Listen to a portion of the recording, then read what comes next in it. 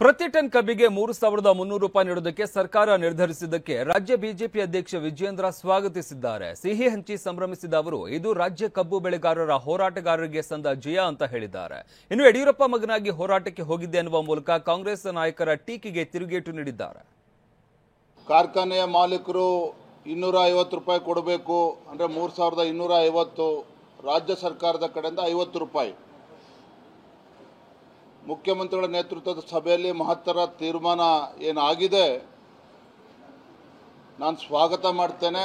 ಈ ಒಂದು ರೈತ ಸಂಘಟನೆಗಳು ಮತ್ತು ಕಬ್ಬು ಬೆಳೆಗಾರರ ಹೋರಾಟಕ್ಕೆ ಸಂದ ಜಯ ಅಂತ ಹೇಳಿ ನಾನು ವಿಶ್ಲೇಷಿಸೋದಕ್ಕೆ ಇಚ್ಛೆಪಡ್ತೇನೆ. ನನ್ನ ಪ್ರಕಾರ ಈ ಸಭೆ 1 ಅಥವಾ 2 ತಿಂಗಳು ಮುಂಚಿತವಾಗೇ ಈ ಸಭೆಯನ್ನು ಕರೀಬೇಕಾಗಿತ್ತು. ರೈತರನ್ನ ಪ್ರಚೋದನೆ ಮಾಡುವ ಕೆಲಸ ನಾವು ಮಾಡಿದ್ದೇವೆ ಅನ್ನುವ ಆರೋಪವನ್ನು ಕೂಡ ನನ್ನ ಮೇಲೆ ಮಾಡಿದ್ದಾರೆ. ನಾನು ತಮ್ಮ ಮುಖೇನ ಮತ್ತೊಮ್ಮೆ ರಾಜ್ಯದ ಗೌರವಾನ್ವಿತ ಮುಖ್ಯಮಂತ್ರಿಗಳನ್ನು ತಿಳಿಸೋದಕ್ಕೆ ಇಚ್ಛೆಪಡ್ತೇನೆ. ನಾನಿಲ್ಲಿ ಬಂದಿರುವಂಥದ್ದು ಒಬ್ಬ ರೈತ ನಾಯಕ BS ಯಡಿಯೂರಪ್ಪರ ಮಗ ಆಗಿ ಬಂದಿದ್ದೇನೆ.